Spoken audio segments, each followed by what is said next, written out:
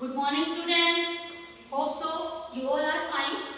Today in this video we will discuss chapter setting the address written by Margot Minko.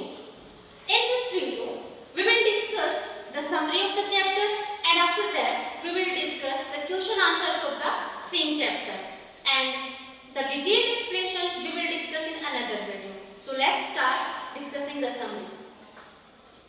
The address written by Margot Minko. Let us discuss a little bit about the writer.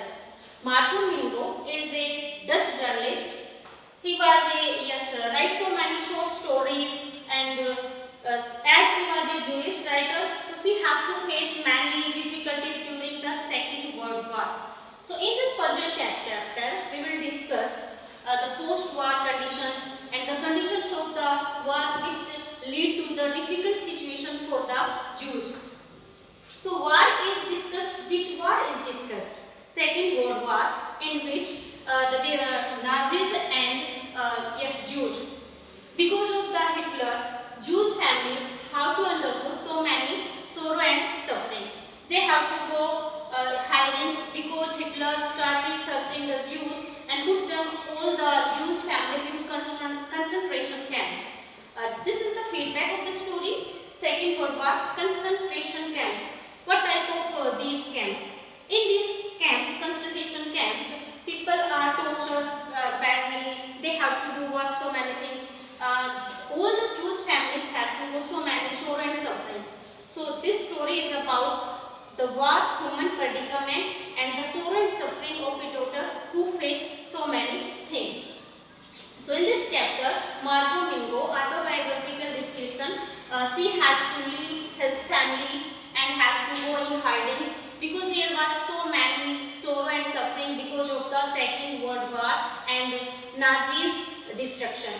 जो Hitler था वो जो torture कर रहा था, तो juice जो family होती हैं उनको हाइडिंग में जाना पड़ता है और सिर्फ जो नरेटर है वही बच पाती है या she is one the only member who survived after the second world war. तो इस प्रेजेंट स्टोरी में हम क्या डिस्कस करेंगे? हम डिस्कस करेंगे कि जो भी सोरो और सफरिंग्स जो नरेटर उनके बीच से गुजरती है और अपने घर को छोड़ना पड़ता है, फिर वो अपनी जो बिलोंगिंग्स होती हैं उनको सर्च करने के लिए उसी एड्रेस पे फिर से जाती है वॉर के एंड होने के बाद में. सो चैप्टर कहाँ से स्टार्ट होता है? I divide this chapter in sections. First A cold reception. सब स्टार्ट फ्रॉम हियर. जो नरेटर है वो जाती है उस एड्रेस पे जो उसकी मदर ने उसे दिया था. House number 46 Markovnikov street. This was the address which was given to her by her mother. Narrator's introduction. अब जो नरेटर है अपने आप को इंट्रोड्यूस करते हैं. Narrator went to the house. वो जाती है, दरवाजे पे नॉक करती है और देखती है कि यस दरवाजा ओपन करता है. But the lady who was that lady? Mrs. Dorling. Mrs. Dorling opened the door, but she refused to recognize the author. Even she doesn't open the door completely. यहाँ तक कि उसने दरवाजे को पूरा खोला भी नहीं. And she refused to recognize the narrator. The narrator was a little bit confused. अब narrator confused हो जाती है. narrator सोचती है कि क्या मैं wrong address पे तो नहीं आ गई हूँ. लेकिन तभी वो क्या देखती है? The lady was wearing a green color cardigan, knitted cardigan. जो लेडी थी मिसेस डोरलिंग, उसने ग्रीन कलर का कार्डिगन पहना हुआ था जो कि उसकी मदर का. तब शी वाज कंफर्म. वो कंफर्म हो जाती है कि नहीं मैं वो एड्रेस पे नहीं हूँ. एड्रेस तो बिल्कुल राइट है, करेक्ट है, लेकिन जो लेडी है she refuse to talk. Writer से बताते हैं कि I wanted to talk and the lady was a little bit surprise. वो बिल्कुल शॉक हो जाती है उसको देख के. The lady thought that nobody will come back after the war. उसने सोचा था कि वार के बाद कोई भी नहीं आएगा, लेकिन मिसेस डॉर्लिंग उस लड़की को देख के, नरेटर को देख के बहुत ज्यादा हैरान हो जाती है. And so have you come back? उसे क्वेश्चन पुट करती है, हैव यू कम बैक? क्या तुम वापस आ गए हो? नरेटर रिप्लाई करती है yes and I want you to talk. But the lady refused. No I am not feel comfortable here, come some other time. वो उसे कह देते कि नहीं अभी मैं थोड़ा कंफर्टेबल नहीं हूँ, आप कभी दूसरे टाइम पे आना. और इमीडिएटली शट द डोर. उसने तुरंत दरवाजे को बंद कर दिया. एंड शी प्रिटेंड्स दैट कि someone will be disturb because of this. वो ऐसा प्रिटेंड करते कि अंदर जैसे कोई डिस्टर्बेंस हो जाएगी. तो उसने दरवाजा बंद कर लिया। अब नरेटर यस अगेन वही एड्रेस को देखती है, yes house number 46 Markovnikov street. Address जो कि वहाँ पे एक व्हाइट कलर की जो पेंट लगी हुई थी उसके ऊपर बड़े बड़े रोड लेटर्स में दरवाजे के ऊपर वो एड्रेस लिखा हुआ था। तो ये तो कंफर्म था कि वो राइट एड्रेस पे थी, बट जो लेडी होती है वो उसको पहचानने से मना कर देती है। तो इस तरह से जो नरेटर है वो डिसअपॉइंट होकर वहाँ से चल पड़ती है। ओके, व्हाइल गोइंग बैक, अब जब नरेटर वापस जा रही है तो वो अपनी जो yes lost memories of previous stage, अपनी जो प्रीवियस स्टेज की जो मेमोरीज है वो उसमें लॉस्ट हो जाती है।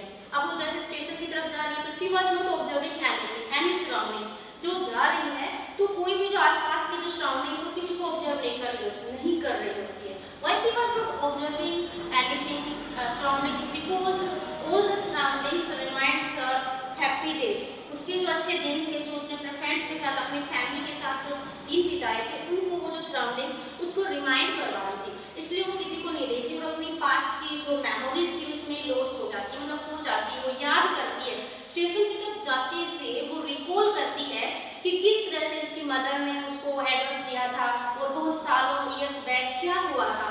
अब वो सोच रही होती है, क्या सोच रही होती है कि उसकी जो एक दिन one day the narrator good let, एक दिन जो नरेटर है मॉर्निंग में लेट उठती है, जैसे वो स्टेयर से नीचे आ रही होती है सी saw that her mother was talking someone at the door। उसने देखा कि उसकी माँ किसी से बातें कर रही थी दरवाजे के ऊपर। तो यस वो एक लेडी थी, वो उसको इंट्रोड्यूस कर सकती है कि yes she is my daughter and she is Mrs Darling my old acquaintance, कि मेरी कोई पुरानी जो परिचित है मिसेस डॉर्लिंग है। तो कहते हैं कि मैंने जो नरेटर है वो कहते कि उस समय मैंने उसने मेरे को दूर से यस हाथ हिला के वो मुझे इशारा करती है, तो मैंने उस टाइम उसको देखा था और वो क्या कर रही होती है उस time. She was carrying a heavy suitcase, एक बड़ा सा जो सूटकेस है उसको उठा के जा रही होती है। Narrator's mother told her that कि she promised me to keep all the belonging safe. उसकी मदर उसको कहती है कि जो मिसेस डॉर्लिंग है हमारी जो भी एंटीक जो चीजें हैं जो हमारी यस वैल्यूएबल थिंग्स है वो उसको अपने घर पे सेफ रख लेगी, क्योंकि वॉर की वजह से मे भी हमें कभी भी हाइडिंग्स में जाना पड़ सकता है, मतलब छुपाना पड़ सकता है अपने आप को।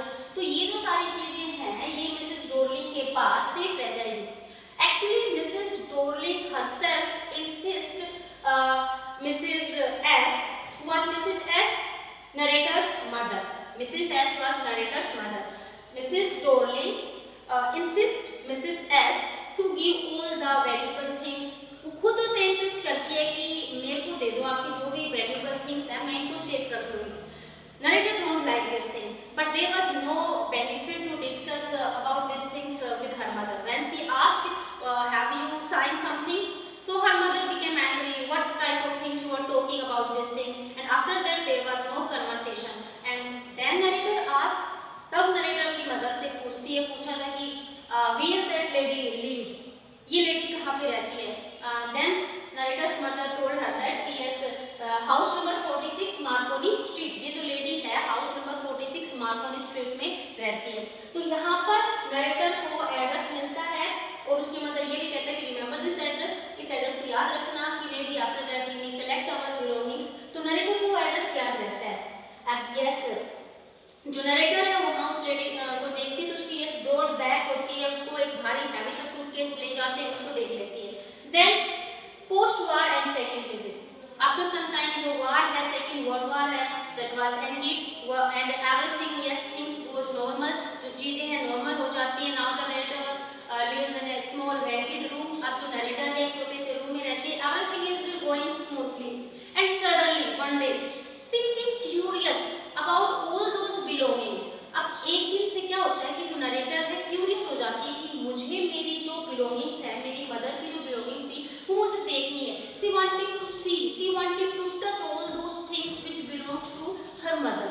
अब अचानक से सडनली जो नरेटर है वो क्यूरियस हो जाती है, वो कहती है कि नहीं मुझे जो मेरी चीजें हैं मेरी माँ की जो चीजें वो मुझे देखनी है, मैं उन्हें टच करना चाहती हूँ। She had no courage to go that place again, but then she decided कि yes no I will go। फिर वो डिसाइड करती कि नहीं मैं जाऊँगी फिर से। तो she remembers first visit was yes waste left या no use, क्योंकि पहली बार जब वो मिलने के लिए जाती है तो जो मिसेस डॉर्लिंग होती है ऐसे रिफ्यूज टू रिकॉग्नाइज, उसको पहचानने से भी मना कर देती है। तो वो सेकंड टाइम एक बार फिर से what is the place? House number 46 Marconi Street. She decide to go that place again. वो निर्णय करती है मैं दोबारा से उसी प्लेस के ऊपर फिर से जाऊंगी. तो this time narrator goes and this time the door opened. A 15-year-old girl. जो 15-year-old girl होती है वो दरवाजा खोलती है. Who was that girl? That was Mrs. Dorling's daughter. That time Mrs. Dorling was not at home. And yes, this time narrator goes the way to enter in the house. She enters in the house. Okay, her daughter asks, yes, my mother is not at home. You may wait here. So आप इंतजार कर सकते हो, मेरी mother यहाँ पे नहीं है. तो जैसे ही जो नरेटर है उसकी बेटी के साथ जा रही है बरामदे से, तो सी सा ओल्ड एक्विंटेंस थिंग्स, जो उनकी परिचित या जो पुरानी जो फैमिलियर चीजें थी वो उनको पहचानती है. मतलब उन चीजों के बीच से गुजर रही है तो उसे ऐसा फील कर रहा है कि जैसे कि वो वही है. सारी पास्ट की जो मेमोरीज हैं वो रिकॉल हो जाती हैं. अब वो जाती है तो क्या देखती है?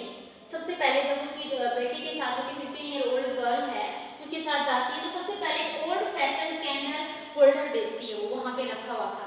ये वही ओल्ड फैशन कैंडल होल्डर था दैट दे नेवर यूज्ड, कि जो नैरेटर है उनको कभी यूज नहीं करते थे. क्यों नहीं यूज करते थे? Because it was too heavy. ये बहुत ज्यादा हैवी था और स्पेशल ओकेजन्स पे यूज होता था तो ये हमेशा रखा होता था और नैरेटर उसकी फैमिली उसको यूज नहीं करती थी. तो उस कैंडल होल्डर को देख के नैरेटर वहाँ पे और भी बहुत सारी जो चीजें हैं फैमिली जो थिंग्स थी उनके बीच में से यस नरेटर सब उन चीजों को देखती है. यस अब क्या क्या चीजें देखती है नरेटर वहाँ पे? और कौन सी चीजें देखती है? Yes soft things of her formal life. अपनी पहले की जो लाइफ थी उनसे रिलेटेड जो नरेटर है वो कौन सी चीजें देखती है? देखिए वुलन टेबल क्लॉथ. आपको क्या देखती है? जो मिसेस डोर्लिंग की जो डॉटर है उसे बिठा देती है, वो बैठ जाती है और वो yes she went to prepare tea, वो टी प्रिपेयर करने के लिए चली जाती है. सी आस्क्ड कि I am preparing tea for my mother, would you like to take? Narrator कह देती है यस आई विल. तो बैठी है तो क्या ऑब्जर्व करती है? Woollen table cloth. अब वो जो वुलन टेबल क्लॉथ था वो ऑब्जर्व करती है. उसे पता था that was a same woollen table cloth which was yes tone about, जिसका कॉर्नर पे थोड़ा सा मतलब जले का निशान था जो कि कभी रिपेयर नहीं किया गया था, मैंड नहीं किया गया था. तो उसको सर्च कर लेती है. सेम वही टेबल क्लॉथ था. और क्या देखती है? टी कप देखती है. जो चाय के जो कप थे वो भी वही थे जो उनके थे. और यस वाइट टी पॉट देखती है जिसके ऊपर गोल्डन की लाइनें लगी होती है. वाइट टी पॉट देखती है. और वो एक पेवडल प्लेट देखती है. पेवडल प्लेट वही उसे अपने माइंड में जो आवाजें रिकॉल करती है सुनाई देती है कि ये वही ब्रास की प्लेट थी. पेवडल प्लेट ब्रास की प्लेट तांबे का जो बर्तन था कि हमेशा उसको एप्पल है ना इसी में से रखे हुए मतलब पसंद आते थे. तो वो याद करती है, उसे हमेशा याद आती है कि ऐसे मुझे इस प्लेट के ऊपर ही एप्पल खाना अच्छा लगता था. पेवडल प्लेट को देखती है. तो लेकिन अब वो क्या ऑब्जर्व करती है? नरेटर साथ all the things surrounded there in strange surrounding. जो सारी जो चीजें थी वहाँ पे कैसे फैली हुई थी? इन स्ट्रेंज सराउंडिंग. जो वैल्यूएबल जो थिंग्स थी वो वहाँ पे नरेटर को बड़े ही अजीब तरीके से फैली हुई थी. So narrator yes thought that कि these things are not so much as value as it used to be. ये जो चीजें हैं इनकी इतनी वैल्यू अभी नहीं है जितनी की होती थी. वो उनको मतलब सी डिडंट फील दैट कनेक्टिविटी. उसने वो कनेक्टिविटी फील नहीं की कि जैसे वो पहले फील करती थी. सी फेल्ट वेरी स्ट्रेंज. उसे बड़ा स्ट्रेंज फील हुआ. Why all my these valuable things used to be in some other way but now here these all are yes kept in a so मतलब tasteless way. किस तरह से अजीब तरीके से रखी गई हैं. So she suddenly stood up. वो अचानक से खड़ी हो जाती है. She yes recalled कि this is the time for her train. उसकी ट्रेन का टाइम हो रहा है. And she started and she moved.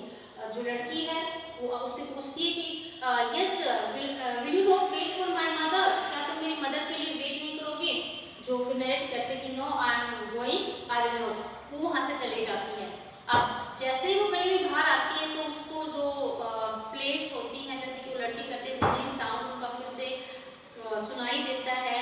तो नरेटर वहाँ से मूव कर लेती है. लेकिन now she decided to forget everything. She decided to forget that address. She decided to forget all those belongings.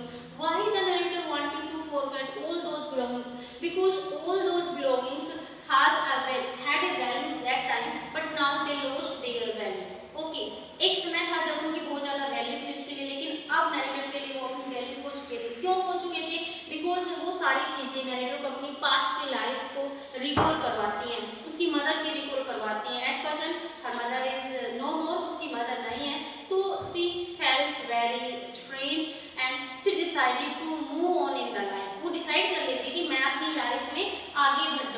आगे मूव करने का डिसाइड करती है, तो वो वहां से चली जाती है। So dear students, that's the summary is completed. जो समरी इसके दो मेन थीम है। एक थीम क्या है, it deals with the human predicament that follows war. Human predicament, sorrow and suffering, उनको डील करती है। और दूसरी एक positive optimistic attitude, optimistic view को एक्सप्रेस करती है कि जो नैरेटर है उसने डिसाइड कर लिया है कि वो अपनी लाइफ में मूव ऑन करेगी, आगे बढ़ जाएगी। और ऑप्टिमिस्टिक वे को शो करती है कि वो एड्रेस को भूल जाएगी और जो भी चीजें उसे यस पास्ट के रिकॉल करवा रही हैं, तो उस लाइफ को भूल के उसने अब आगे अपने आप को अपनी लाइफ में आगे बढ़ाने का निश्चय किया कि आई विल मूव ऑन। तो जो स्टोरी है वो एक पॉजिटिव एटीट्यूड पे, पॉजिटिव नोट पे एंड हो जाती है। So thus we completed complete summary of this chapter. Now we'll discuss some important questions of the same chapter. We will discuss detailed explanation in next video. Yes. First question is yes, who was the narrator? Narrator कौन थी? अब narrator was Mrs. S. daughter. जो narrator थी वो Mrs. S. की daughter थी. Okay. And she decided to went to that address which her mother gave her. वो decide करती कि उस एड्रेस पे जाएगी जो उसकी माँ ने दिया था। She wanted to collect all those belongings. वो अपनी सारी belongings को कलेक्ट करना चाहती है।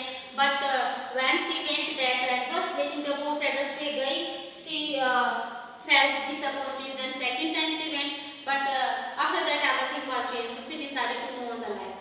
Next question is who was Mrs. Dorling? Mrs. Dorling कौन थी? Mrs. Dorling was an old acquaintance of narrator's mother. Mrs. Dorling narrator की मदर की एक पुरानी परिचित थी. Okay, she every day comes and took some valuable things and she promised she will save all the belongings of the narrator's mother. But after that she behaves very strangely. She refused to recognize the narrator. So that we can say that was not a good lady. She promised to someone she will give all these things back, but after that even she refused. So Mrs. Dorling was a shrewd or yes not so good lady. Then another question, yes, describe the first meeting of Mrs. Dorling with the narrator. First meeting को describe कीजिए Mrs. Dorling की narrator के साथ में। तो कैसे थी? Yes, narrator knocked at the door and one lady opened the door. That lady was Mrs. Dorling. Yes, she asked the question, have you come back? क्या तुम वापस आ गए? And she even refused to recognize the narrator. But narrator thought that one time she thought that I may be at the wrong address, but again when she observed the lady wearing the green knitted cardigan of her mother, then she thought that yes, that was the same address. But that was not a good meeting. Mrs. Dorling refused to recognize the narrator and she shut the door and she asked, "Come some other time." So the first meeting was not so good. Narrator was disappointed. And one more question, describe yes the human predicament post-war and yes during war. So this story deals with a daughter who suffers, who undergoes so many difficulties. एक ऐसी बेटी के बारे में बताती है जो इतनी सारी डिफिकल्टीज के थ्रू अंडरगो होती है, मतलब इतनी टॉर्चर्स उन्हें सहन करना पड़ता है, कंसंट्रेशन कैंप में जाना पड़ता है, देन सी कम बैक। किस तरह डिस्क्राइब करती है इस चैप्टर में? सो द नरेटर है after the post war, after war she wanted to go back the same address which her mother gave her and wanted to collect all the belongings of her mother. She went to the address Marconi, house number 46 Marconi Street, but the lady Mrs. Dorling refused to recognize, उसको पहचानने से मना कर देती है। Then she came back again, she goes there, दोबारा से वो वहाँ पे जाती है and this time she was able to enter the house. She observed all the valuable things there, वो valuable things को वहाँ पे observe करती है। She lost in his past memories, but suddenly she thought that all the valuable things has lost their value. ये जो valuable things हैं अपनी value को lost कर चुकी हैं। So narrator decided to move on. So many sorrow and sufferings. The narrator, the daughter goes under through how the family goes through so many difficulties during the war. कि जो भी वार है उसके दौरान जो भी फैमिलीज है, जूइश जो फैमिलीज होती हैं उनको किस तरह से टॉर्चर और सफरिंग सहन करनी पड़ती हैं, उनके ऊपर यस टॉर्चर किए जाते हैं, अत्याचार किए जाते हैं। वार के बाद चीज़ें नॉर्मल होती हैं लेकिन उसके बाद भी बहुत ज़्यादा सफरिंग होती है। कैसे कि वो अपनी जो चीज़ें